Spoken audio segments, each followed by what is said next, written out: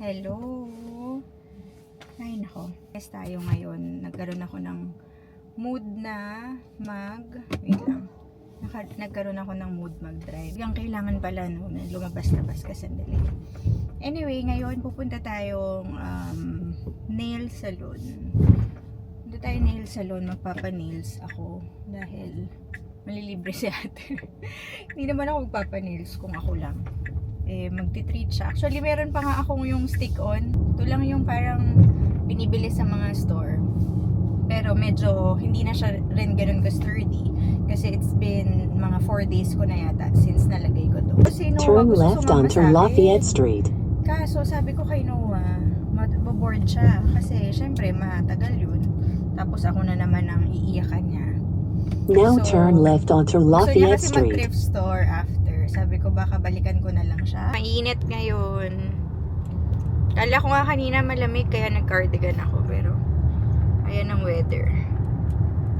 Tapos ko lang, ay nako, sobrang ano pala, wait lang. Adjust natin yung camera. Ayan. Wait lang. There you go. Ay nako po, ayan. Okay, kakatapos ko lang magpa-nails. Hindi ko na dinala yung camera doon. Wait lang. Off na. Ganda ng color ko. Ayan o, ang tawag nila cat's eye or cat eye. Yung para siyang may mga glitter na, ayan o, merong line.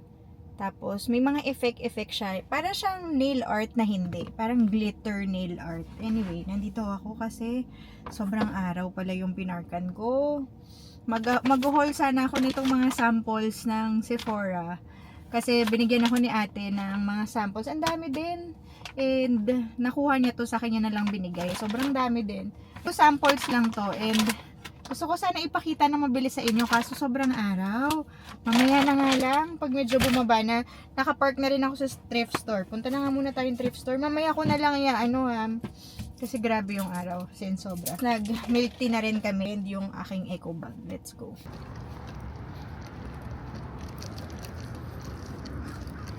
Hello! Yan, nakauwi na ako. Bumili ako ng toys. Kanina, lowbat na ako. Nagpapabili silang costume. Although kahit meron na sila. Hindi ko nabili yung gusto nila kasi lowbat na ako. Anyway, binili ko pala to sa Twins bago ako mag-start ng mini haul. No.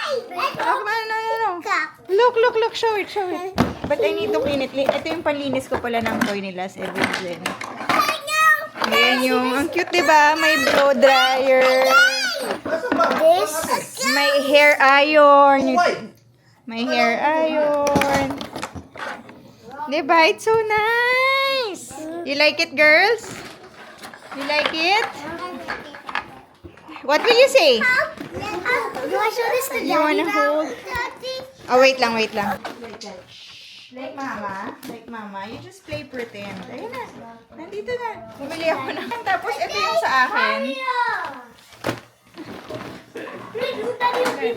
Alam nyo, hindi ko alam na marami ako mabibili. Kasi nga, iniisip ko na naman pumasok ako ng school. Bawal daw jeans. So, bumili ako ng konting blouse. Pati ito, lalaban ko lahat to ngayon. Bumili ako ng parang jacket coat na mahaba. Ayan o. Ayan, that's fine. Daddy, guess what? Matching with you. Daddy, you and Mama will be matching. Yep. Ay, Sinax, pwede niyang suot to sa school. Ay, parang maliit. Baka maliit sa'yo yan. Mario. Ito o. Is that you want to be that Alam yung for labo ng Halloween? mata ko, hindi ko na nakikita. Maglalaba tayo. Ano ba yan? Ang daming sorry ang daming, di na maayos tong haul dahil yung mga bata. Oh shit, sa'yo kasha. Hindi kasha sa akin to. Gagawin ko na lang top. Oh, sige. Parang t-shirt na lang. Tingnan mo nga kung kaya. Gusto mo to, anak? Sa school. Yeah. Oh, very nice. Oh, very nice. I thought you were going to get the Air Yung Force binigay ni for ate. Kuya. Alam mo, kinuha yata nila Are you getting the Air Force for Kuya? Are you getting No na, anak, ang dami ng costume.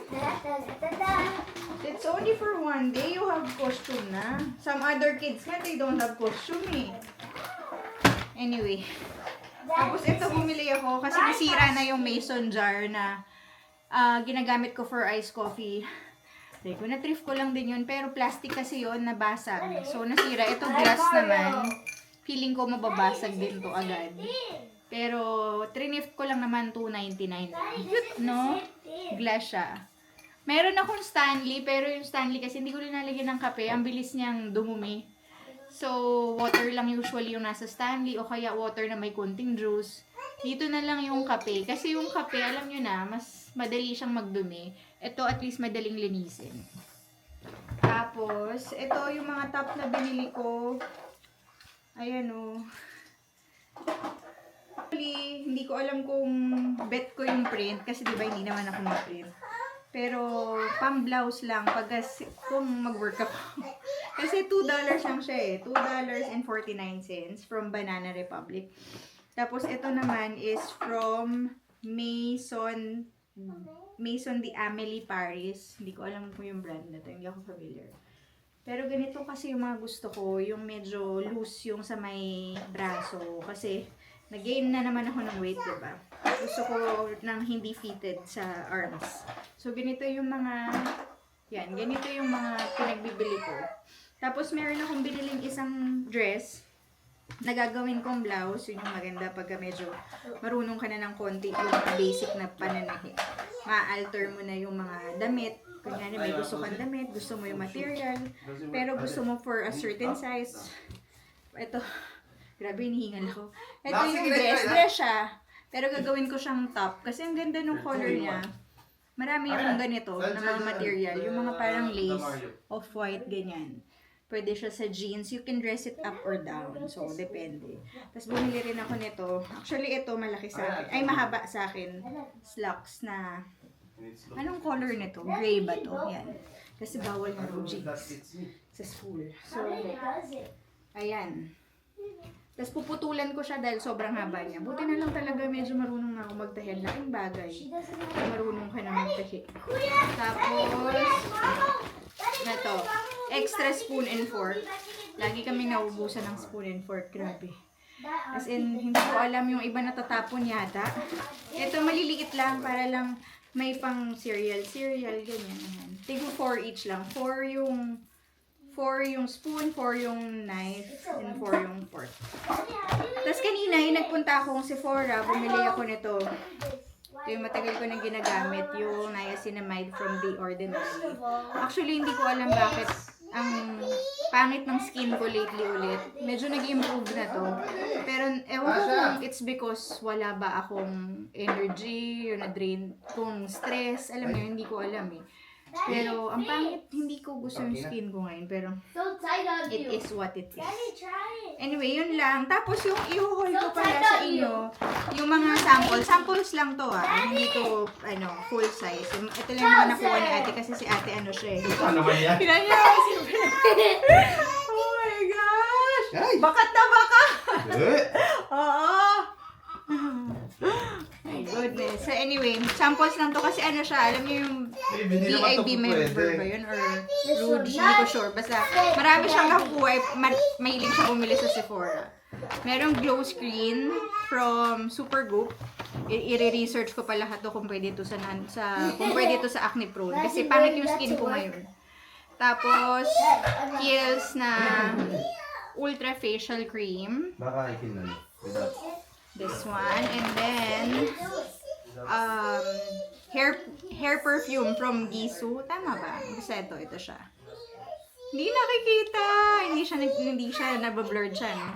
Tapos, isang Laura Mercier na eye stick. Ito, pwede ko itong gamitin kasi sa eyes lang naman.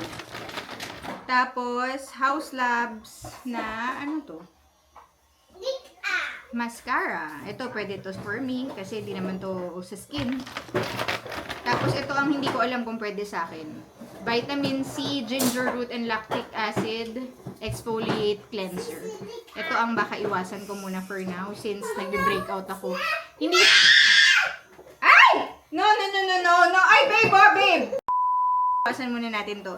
Hindi ako nagbe-breakout na pimple ah. Yung mga bumps, hindi ko alam eh. Feeling ko baka may nagagamit ako. Hindi kaya yung happy skin. Pero matagal din na siyang ginagamit ko. Meron akong, Tapos merong sample perfume ng D&G Light Blue. ito yung mga magagamit ko sa set aside ko na. Ito, body butter. Magagamit ko to lotion. From Sol de Janeiro. Sol de Janeiro. Sol de Janeiro. Sol de Janeiro o Sol de Janeiro. Hindi ko alam. Basta yan siya. Tapos, meron tayong foundation sample. Ano to? Estee Lauder Futurist Hydra Rescue. Hindi ko sure din kung pwede sa akin to. I-set aside ko muna lahat ng hindi ako sure. And then, ito is, what's this? Shampoo and Conditioner. Messy by Ali Webb. Last one is Clarins moisturizer. Dalawa siya. They look weird.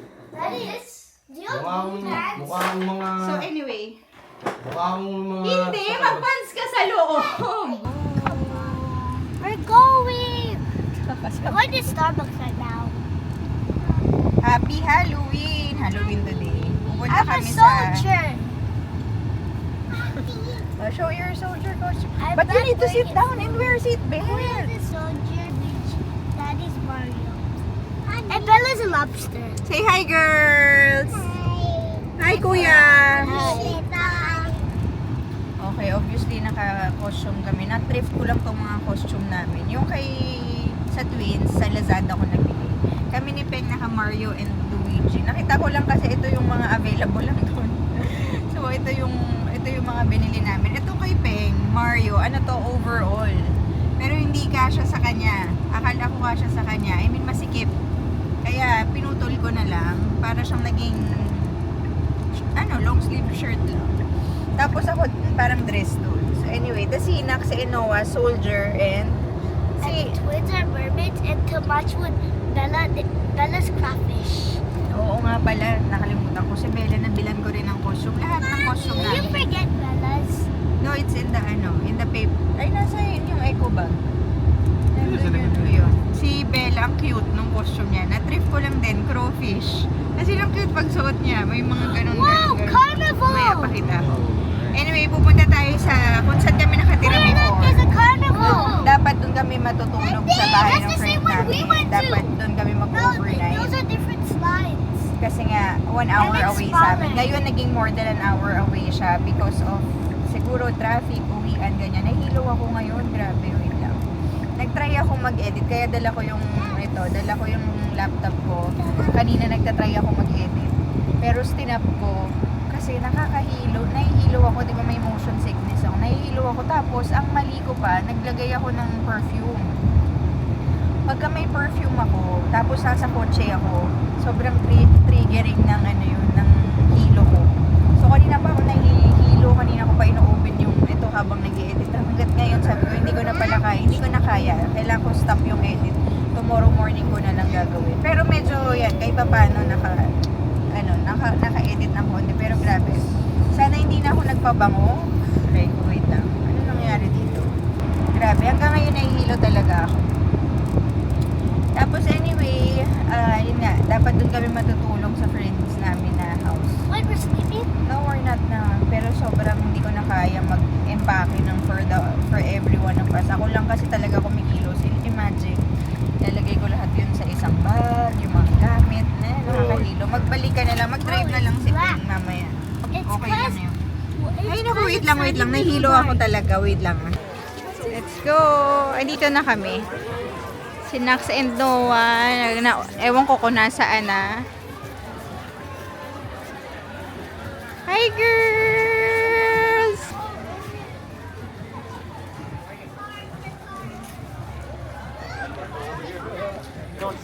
Lang yung mga mayayaman lang Or namin. isama ko kayo sa vlog ko, ha? Wait lang. Tanungin ko ba yung lawyer ko? Oh, hi kayo! Hi vlog! Hi vlog! Oh, ayan ang doggies.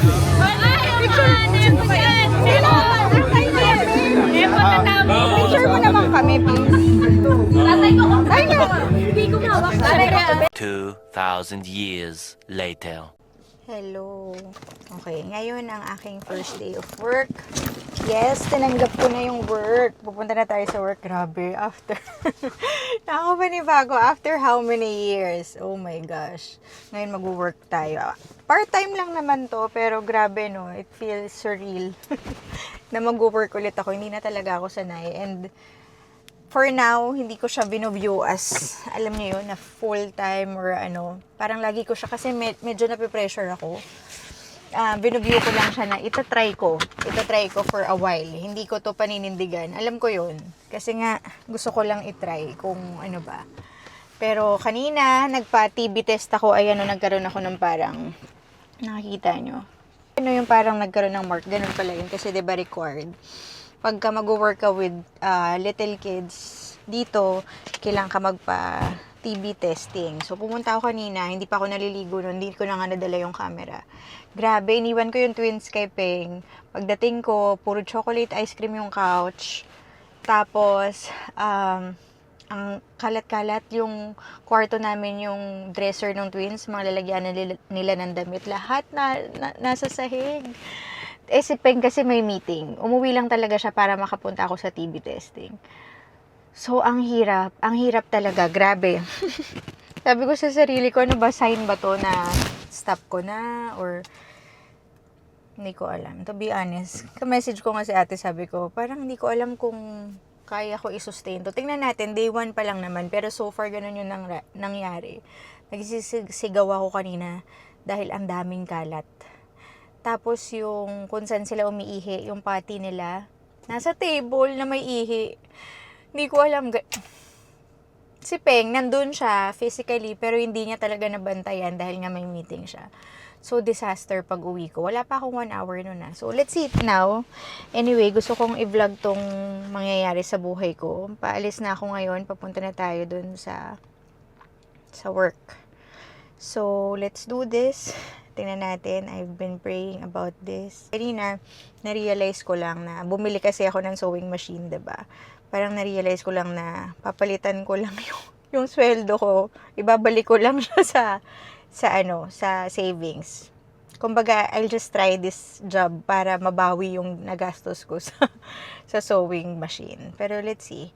Hindi ko alam kung tama yung pinapasok ko. Alam niyo, may mga ganun ako na parang tama ba to? Pero at the same time, pwede naman just to try it out, diba? May dala na akong water bottle kasi mahilig talaga ako uminom. Nakita niyo yun?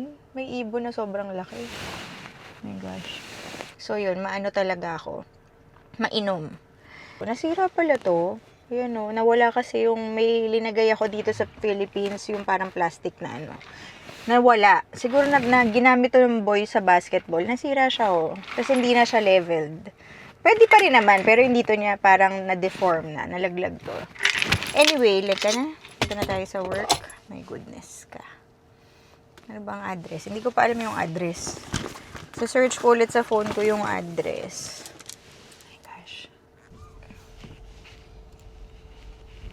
So, yun.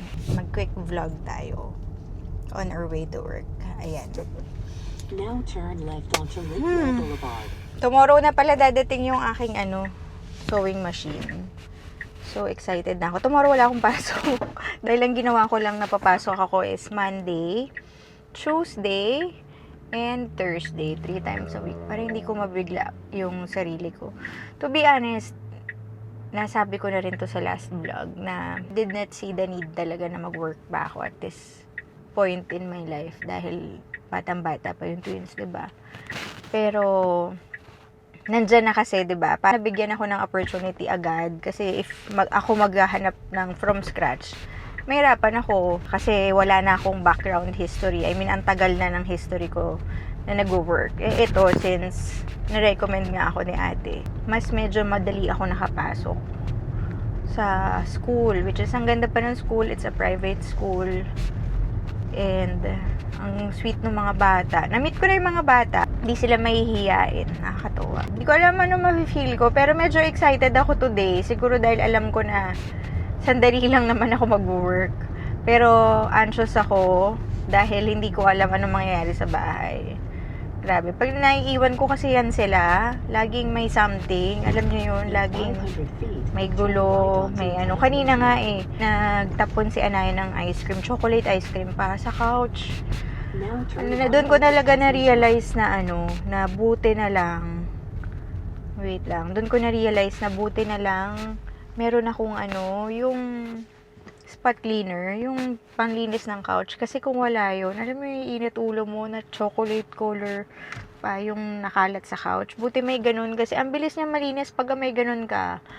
Nakafocus na lang ako sa positive na buti may mga ganun akong panlinis sa bahay. Kasi kung wala, naisip ko yung mga nanay na walang ganun. Ang hirap yung pagka nagdumi yung anak mo.